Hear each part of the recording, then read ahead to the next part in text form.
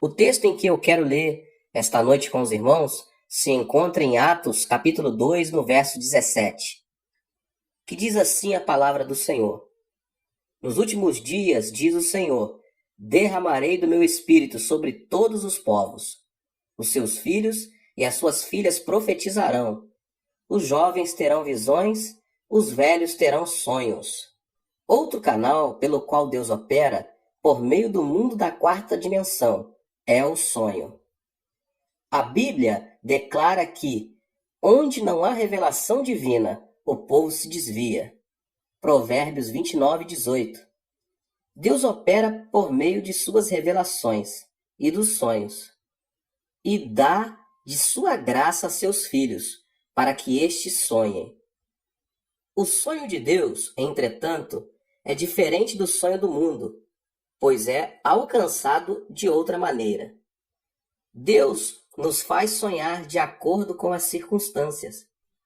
O Deus que ressuscita os mortos e chama as coisas não existentes como se elas já existissem, faz que as circunstâncias sejam adaptadas aos nossos sonhos, e não que nossos sonhos sejam adequados a essas circunstâncias.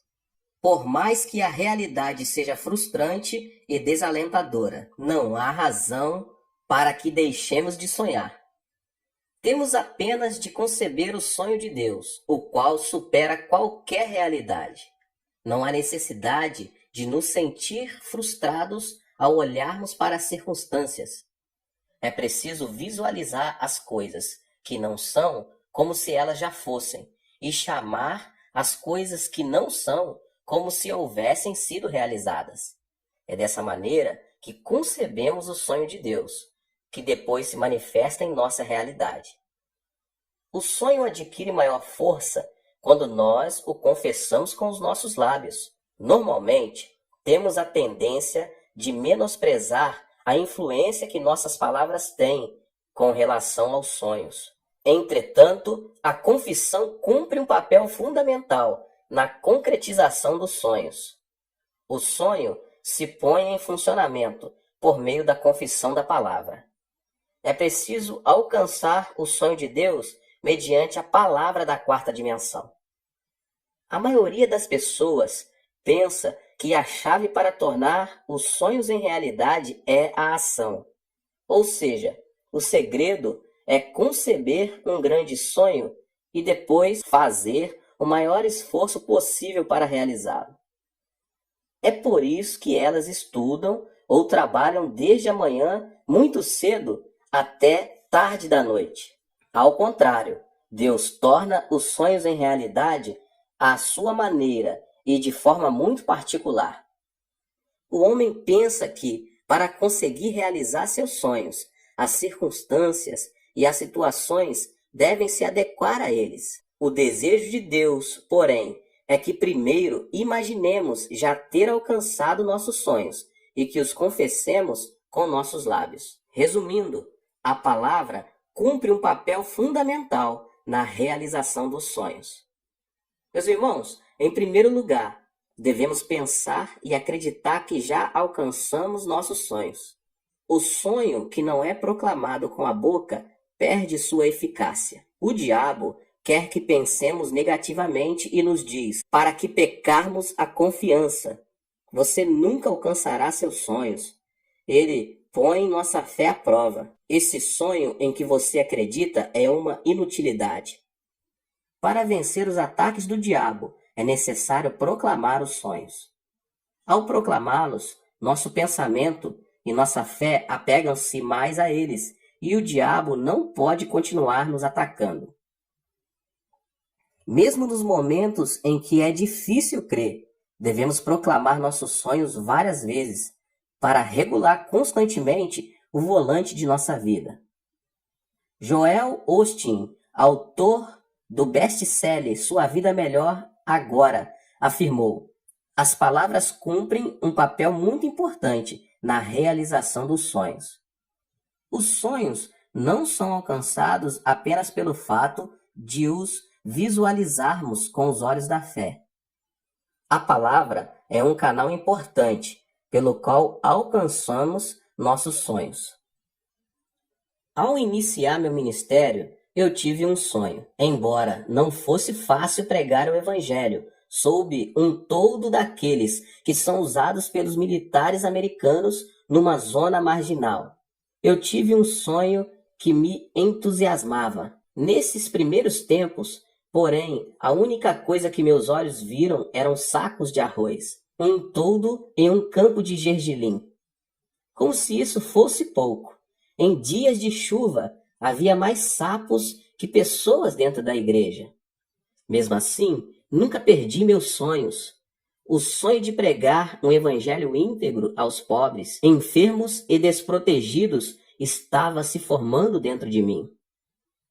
O sonho consistia em pregar a palavra que nos promete prosperidade em todas as coisas, da mesma forma que prospera a alma e a vida em abundância, e dessa maneira oferecer salvação aos oprimidos.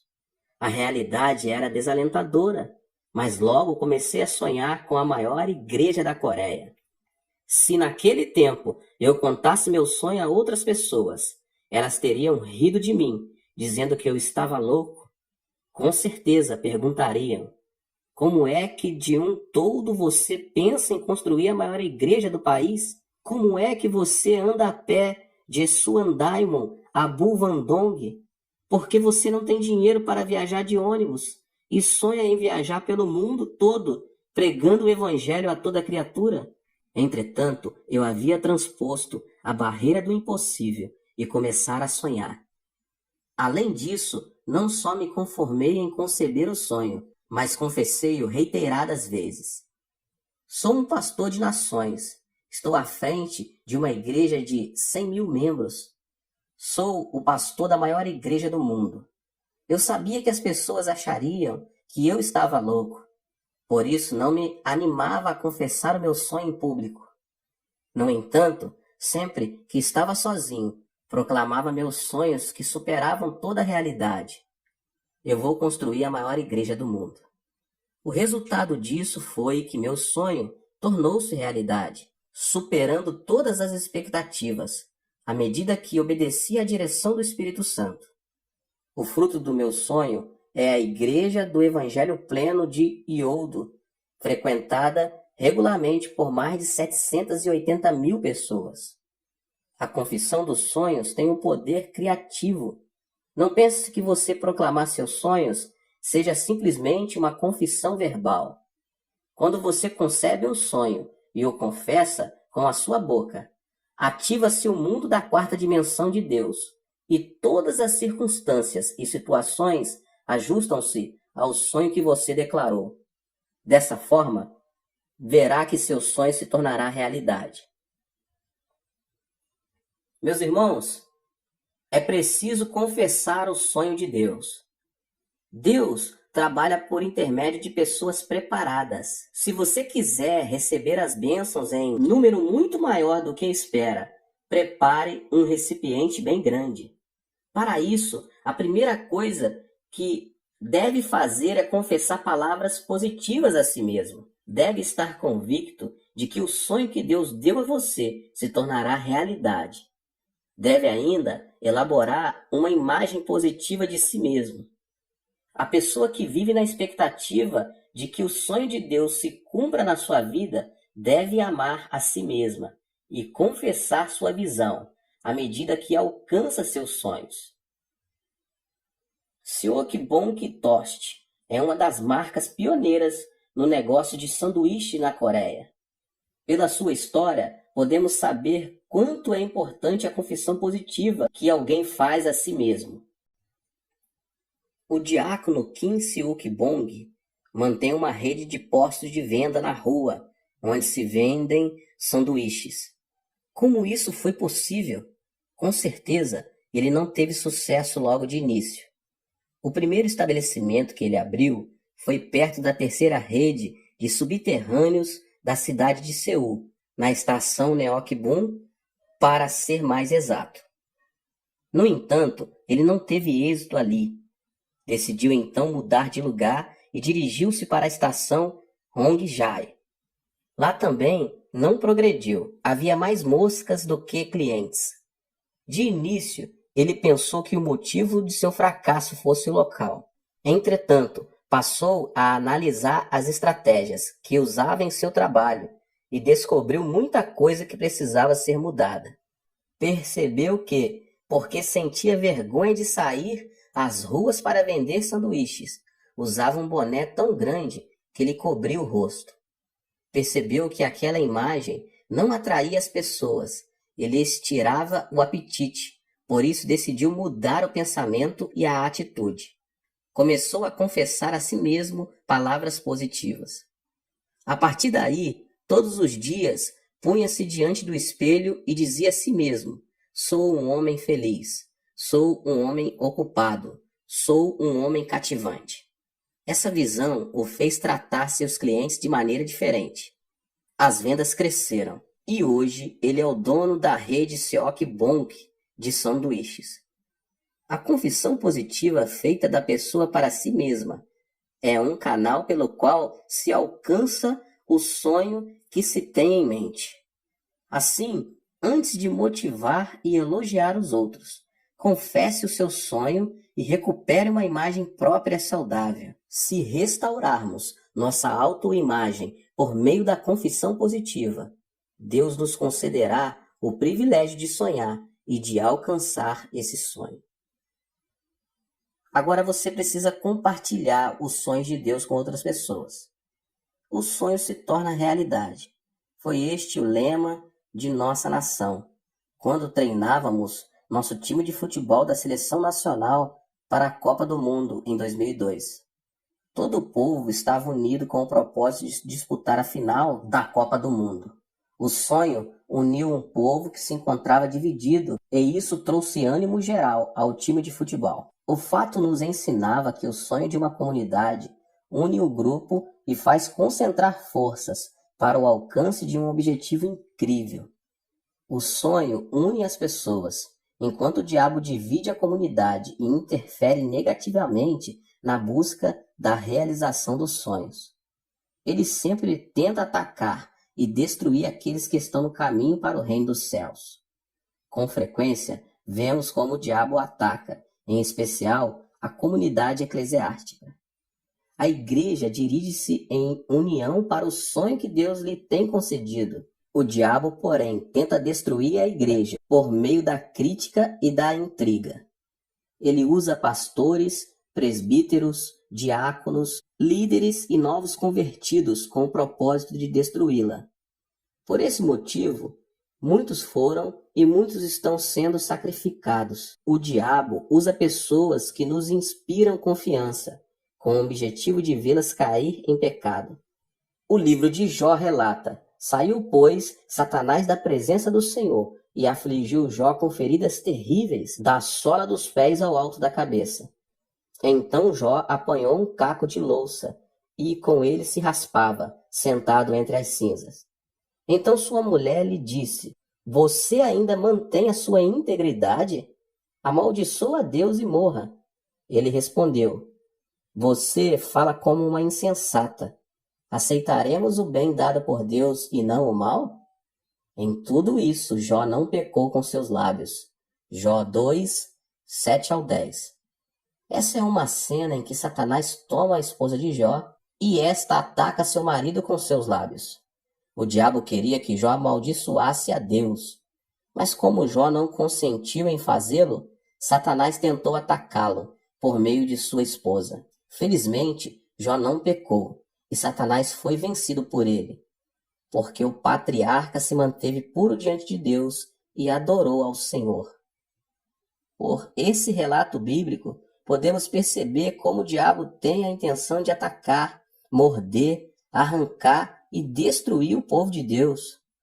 Devemos repreender os ataques do inimigo. O diabo tenta infiltrar pensamentos negativos pelos lábios de outras pessoas. É por isso que, num grupo, há tantas murmurações e queixas. O diabo prepara seus ataques, quer esses funcionem, quer não.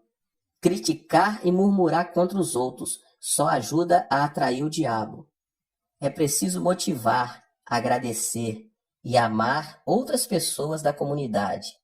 Assim, o grupo poderá alcançar o sonho que Deus concedeu a cada um.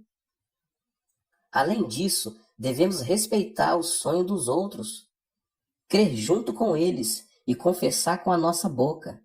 Assim, veremos o sonho tornar-se realidade na comunidade da fé. Deus usa a comunidade que se dirige para a visão em unidade. É preciso anunciar o sonho de Deus ao mundo. Deus sonha com coisas grandes e ocultas para nós. Para isso, Ele pré-estabeleceu nossa salvação antes da eternidade e alcançou esse sonho mediante Jesus Cristo. No entanto, Deus sonha com um dia em que toda a humanidade será salva de seu pecado e estará pronta para desfrutar a vida eterna no reino dos céus. Deus usa seus filhos para realizar esse propósito. Como seus filhos, devemos nos preparar para sermos usados no cumprimento do seu sonho. Há muito tempo, assistindo pela TV a pregação do Evangelho, feita pelo Dr. Norman Vincent, conscientizei-me da importância da pregação das boas novas. Ele comentava que seu pai, que era médico, ganhava muito dinheiro. Era uma época em que não havia lâmpada nem o automóvel, e o telefone era uma novidade. Foi nessas circunstâncias que, após ter recebido o chamado de Deus, seu pai abandonou a profissão para dedicar-se à pregação do Evangelho. Como era de esperar, o dinheiro da família diminuiu drasticamente.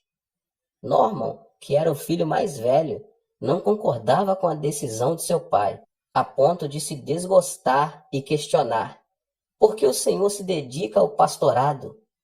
Certo domingo, depois do culto, toda a família estava em casa almoçando. De repente, o telefone tocou. Do outro lado da linha falava uma prostituta de 19 anos de idade, que estava morrendo em consequência de uma doença. Pastor, estou morrendo e não tenho dinheiro para receber nenhum tratamento. Sei que o senhor também é médico.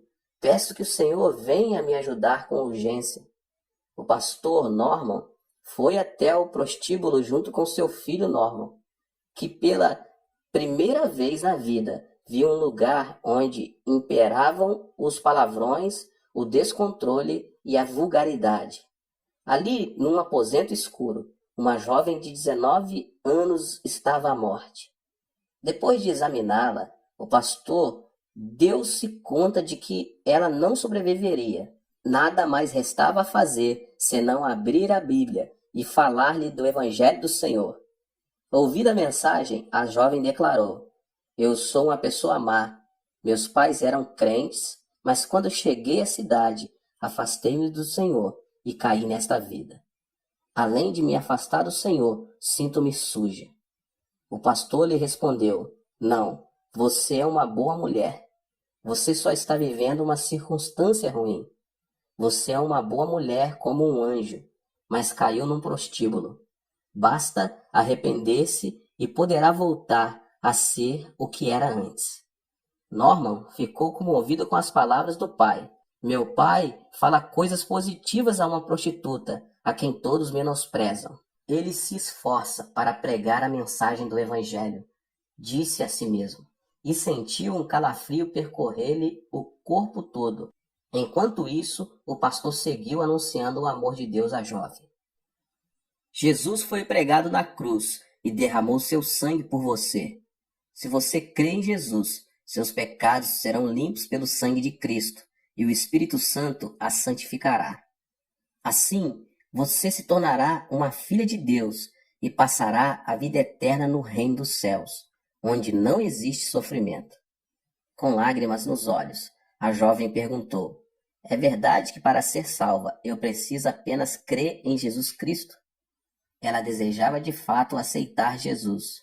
Logo em seguida, o pastor impôs as mãos sobre a jovem e disse: com a autoridade que Deus me deu, proclamo que você foi salva em nome do Pai, do Filho e do Espírito Santo. Depois de observar como a jovem chorava de felicidade, eles voltaram para casa. 1 hora depois, chegou a notícia de que a jovem que haviam visitado tinha morrido. Esse acontecimento fez que Norman começasse a sonhar. Assim como meu pai, Eu também quero anunciar o Evangelho e levar almas à salvação. Foi naquele dia que ele se deu conta de que a coisa mais valiosa do mundo era anunciar o Evangelho aos que estavam no pecado e se dirigiam para a morte eterna. Se por meio de suas palavras uma alma foi salva, não duvide que seus lábios foram usados como instrumento de Deus para cumprir o sonho divino. Não devemos retroceder. Ao contrário, é preciso sempre anunciar o Evangelho para alcançar o sonho de Deus e semear sonhos entre as pessoas. É assim que o reino do céu se expande e se manifesta aqui na terra. A melhor coisa que podemos confessar com nossos lábios é o amor de Deus, ou seja, a mensagem do Evangelho. De fato, essa é a maneira mais adequada de se usar a confissão da espiritualidade da quarta dimensão. É preciso alcançar o sonho do reino dos céus por meio da confissão da palavra que move o mundo da quarta dimensão.